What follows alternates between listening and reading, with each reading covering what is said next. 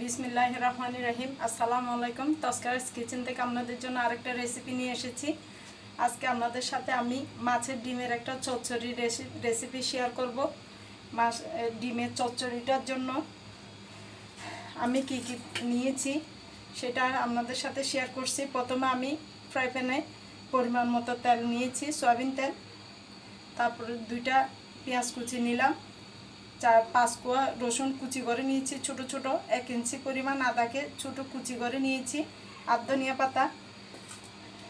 তারপরে নিয়েছি 2টা আলু চিকন করে কেটে নিয়েছি ভাজি আকারে। প্রথমে আমি আদা রসুনগুলো দিয়ে দিব।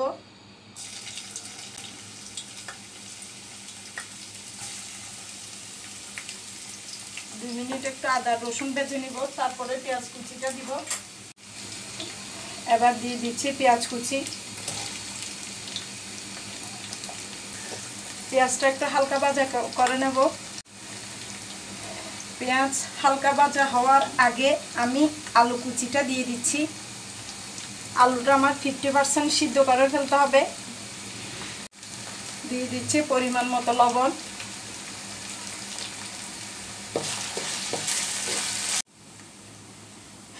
এবার আমি শুকনো মশলাগুলো দিয়ে দিচ্ছি। 1 চামচ নিয়েছি লাল মরিচের গুঁড়া, 1 চামচ নিয়েছি হলুদের গুঁড়া, 1/2 চামচ মাংসের মশলা, 1/2 চামচ ধনিয়ার গুঁড়া, আর 1/2 চামচ নিয়েছি আমার বাসায় করানো ওই গরম মশলার গুঁড়াটা।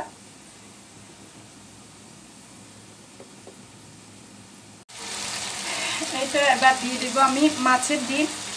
আমি এরকম একটা প্লাস্টিক জাজুরিতে ডিমটা পানি জড়ানোর জন্য দিয়েছিলাম। মাছের ডিমটা ছিল আমার মূলত মৃগেল মাছের ডিম, আজকে রুই মাছেরটা পাই নাই।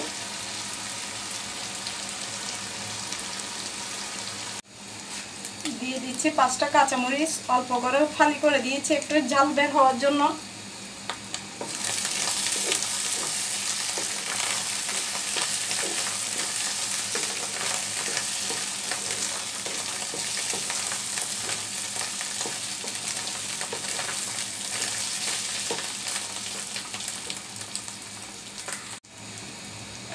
দিয়ে দিচ্ছি এক পিস লেবুর রস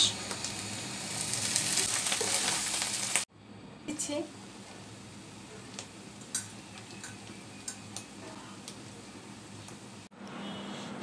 এই তো হয়ে গেল আমার মাছের ডিমের জোড়া বোনা মাছের ডিমের চচ্চড়ি। দেখতে এরকমই হয়েছে, মাশাআল্লাহ, আলহামদুলিল্লাহ।